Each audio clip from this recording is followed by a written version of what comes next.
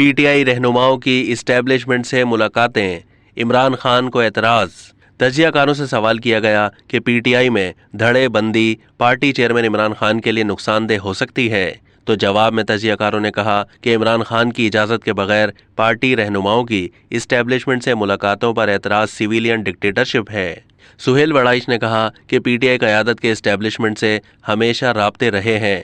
PTI pro establishment party रही है, उनके राब्ते ख़त्म होना मुश्किल है। इमरान खान इतने मकबूल हो गए हैं कि पार्टी में कोई बगावत मुश्किल हो चुकी है। इमरान खान के बयानी का तजाद उनके वोटर को परेशान रखेगा।